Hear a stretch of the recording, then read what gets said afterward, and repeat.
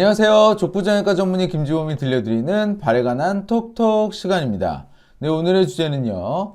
거골의 경부골절의 수술적 치료에 대해서 말씀을 드리겠습니다. 거골의 경부골절은 거골이 골절 후에 골괴사, 즉 골이 죽는 현상과 연관이 있기 때문에 관심이 많으신데요. 오늘 이 부분에 대해서 자세히 말씀드리겠습니다. 오늘의 주제는 먼저 거골골절이니까 거골이 어떤 뼈고 어떤 특징을 가지는지에 대해서 먼저 말씀을 드릴게요. 거골은 이 모형에서 보시면 발목의 가장 중앙에 위치하는 이 뼈입니다. 그래서 이 모식도에서 확인을 하셔도 알 수 있듯이 거골은 경골, 비골, 종골 이 세 개의 큰 뼈로 둘러싸여 있어요. 그래서 거골이 골절이 되려면 이 뼈들을 다 뚫고 충격이 안쪽에 들어가야 됩니다. 그래서 굉장히 큰 고에너지 손상에서만 골절이 되고요. 거골은 다른 뼈로 다 둘러싸여 있다는 얘기는 사방이 다 관절이라는 얘기죠. 그래서 관절은 연골로 구성이 되어야 되기 때문에 거골은 특징적으로 뼈의 표면의 대부분이 연골로 덮여 있습니다. 이건 위에서 본 거고 이건 아래에서 본 건데 이 파란색으로 되어 있는 부분이 연골 부분이거든요. 딱 봐도 뼈의 대부분이 연골로 덮여 있고요. 이 연골이 없는 목 부위에 혈관이 집중이 되어 있습니다. 그래서 뼈도 혈관이 들어가야 돼요. 그래야 피가 들어가야 그 피를 통해서 영양소를 섭취를 해서 뼈가 살아갈 수가 있는데요. 이 뼈가 대부분 살 속에서부터 혈관이 시작을 해서 뼈로 혈관이 들어가게 됩니다. 근데 이러한 혈관은 연골이 있는 부위를 통해서는 들어갈 수가 없어요. 그런데 거골은 대부분이 연골로 덮여 있고 목 부위만 연골로 덮여 있지 않거든요. 그래서 이 거골에 피를 공급하는 혈관은 주로 이 목 부위로만 들어가게 돼서 이 목이 굉장히 혈관의 공급에 중요한 지대입니다. 그래서 이 부분을 말씀을 드리고요. 그러면 거골에 골절이 생기면 뼈가 죽을 수 있다는 얘기는 무슨 얘기냐면 제가 앞에 슬라이드에서 말씀드렸지만 거골은 목 부위에 혈관이 집중이 되어 있어요. 이게 중요해서 다시 이 그림으로 설명을 드리는데 이 거골의 목 부위에 거골을 먹고 살릴 수 있는 혈관이 주로 들어갑니다. 근데 이 거골의 목 부분, 즉 거골의 경부가 골절이 되면 이 거골의 혈관도 같이 다치게 되죠. 그럼 거골로 들어가는 피가 줄어들게 되고 그러니까 뼈가 죽는 거예요. 그렇지만 이 거골의 경부가 골절이 됐다고 해서 무조건 다 뼈가 죽는 건 아니고요. 그 뼈가 어긋난 정도에 따라서 뼈가 죽을 가능성이 달라집니다. 즉 타입 1, 그러니까 거골 경부골절을 이제 타입을 여러 가지로 나눴을 때 거의 어긋나지 않은 골절에서는 당연히 뼈가 죽을 가능성이 작고요. 단순히 벌어지거나 벌어지고 어긋난 게 있다고 하면 벌어지고 어긋난 이 타입 3가 더 죽을 가능성이 큰 거죠. 즉 다시 얘기를 하면 목 부분에 골절이 있다고 해서 다 뼈가 죽는 건 아닙니다. 이것 때문에 환자분들이 많이 무서워하시는데 그런 건 아니에요. 목 부분에 골절이 있으면서 많이 어긋나야 뼈가 죽을 가능성이 큰 거고요. 어긋나지 않으면 목 부분에 골절이 있더라도 뼈가 죽을 가능성은 적습니다. 그래서 오늘의 주제는 거골 경부골절, 즉 거골의 목 부분에 골절이 있었던 환자인데요. 치료 전후를 비교를 해드리고 치료 결과가 어땠는지 간단히 말씀을 드릴게요. 환자는 거골 경부에 골절이 있었고 CT상에 보면은 살짝 어긋난 정도, 즉 타입 1 정도의 골절을 보였습니다. 그래서 환자는 수술적 치료를 했죠. 어긋난 골절을 맞추고 단단히 고정하는 수술을 시행을 했습니다. 그래서 고정은 엑스레이에서 보시듯이 나사로만 고정을 했고요. 수술 후에 어긋난 것이 교정이 된 상태에서 뼈가 붙었고 골괴사는 보이지 않았습니다. 엑스레이랑 CT상에서 골괴사는 보이지 않았고요. 수술 후 1년째 보시면 이발이 수술한 발인데 한 발로 까치발이 가능합니다. 그리고 환자분이 일상생활하고 운동에 문제가 없을 만큼 잘 회복하셨어요. 그래서 이렇게 거골의 경부골절 다치게 되면 이제 거골에 골괴사가 있다는 얘기를 듣고 환자분들이 걱정을 많이 하는 골절인데 이렇게 치료를 잘 받으면 건강하게 잘 회복할 수 있습니다. 그래서 오늘은 이 부분에 대해서 더 자세히 말씀을 드릴게요. 환자는 40대 남성이었고 큰 교통사고 이후에 발목의 통증이 너무 심해서 병원에 간 거죠. 그랬더니 거골에 골절이 됐고 뼈가 죽을 수 있다는 이야기를 들었습니다. 그래서 그게 너무 걱정이 돼서 제 외래에 한 번 더 내원을 하셨고요. 아까도 말씀드렸지만 거골에 골절이 있다고 해서 다 죽는 건 아니에요. 목 부위에 골절이 있어야 되고 그 어긋난 정도가 커야 골의 괴사, 즉 골이 죽을 가능성이 커집니다. 그래서 이 부분을 확인하기 위해서는 엑스레이랑 CT를 찍어 보는데, 엑스레이를 찍으니까 거골의 경부에 골절이 있었고요. 이렇게 살짝 뼈 조각도 있고 어긋난 게 확인이 됐습니다. 그래서 CT를 찍어서 좀 더 자세히 봤더니 골절이 어긋나 있으면서 위에는 붙어 있고 아래는 좀 벌어진 소견이 확인이 되었고요. CT 사진에서 내측을 보면 이렇게 자글자글하게 골절선이 있는 걸로 봐서 내측의 일부는 좀 많이 박살이 났구나. 즉 뼈 조각이 여러 개로 나눠져 있고 아주 작은 뼈 조각이 있고, 이러한 많은 골절선은 에너지 손상이 크다라는 거를, 그러니까 고에너지 손상으로 인해서 골절이 발생했다라는 것을 의미를 합니다. 그래서 거골의 경부골절이고 경도로 어긋난, 작게 어긋난 골절이어서 골괴사 가능성은 적다고 환자분한테 설명을 드렸고요. 이 골절은 수술적으로 치료를 해야 된다고 말씀을 드려서 환자도 수술을 하기로 결정했습니다. 그러면 거골의 골절은 왜 수술해야 되고 그 수술의 목표는 뭔지에 대해서 말씀을 드릴게요.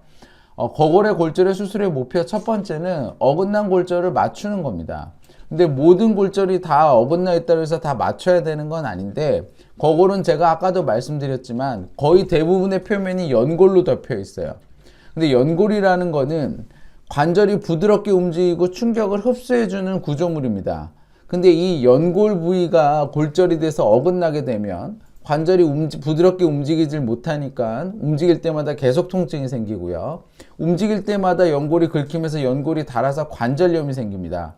그래서 어긋난 골절이 경도가 어긋났다고, 조금만 어긋났다고 하더라도 연골 부위가 조금이라도 어긋나면 이건 무조건 맞춰줘야 돼요. 그래서 이 연골을 맞춰서 관절염의 가능성을 낮추는 게 첫 번째 목표고요. 두 번째는 단단하게 고정을 해야 됩니다. 제가 아까도 말씀드렸지만 경부는 혈관이 들어가는 곳이잖아요. 근데 여기가 골절이 돼서 이 부분이 계속 흔들리게 되면 다친 혈관이 낫질 못합니다. 그리고 잘 들어가질 못하고요. 그래서 이 혈관의 안정화를 위해서 골절 부위가 흔들리지 않도록 단단하게 고정을 해줘야 돼요. 그래서 이 두 가지 목표를 이루기 위해서 환자는 수술을 시행을 했습니다. 그래서 절개를 해서 직접 보고 맞추려고 했고요. 그래서 딱 들어가 봤더니 아까 엑스레이랑 CT상에서는 많이 어긋나지 않은 것처럼 보였지만 실제로 들어가 보면 대부분 이 정도로 벌어져 있고 어긋나 있습니다. 그래서 이거를 잘 맞추고 나사로 고정을 했고요. 이 환자는 다행히 철판이나 이런 걸 쓰지 않고 나사로도 단단하게 고정이 됐습니다. 그래서 수술 후에 엑스레이랑 CT를 통해서 나사로 고정을 했고 어긋난 부위가 잘 맞춰져 있는 게 확인이 되죠.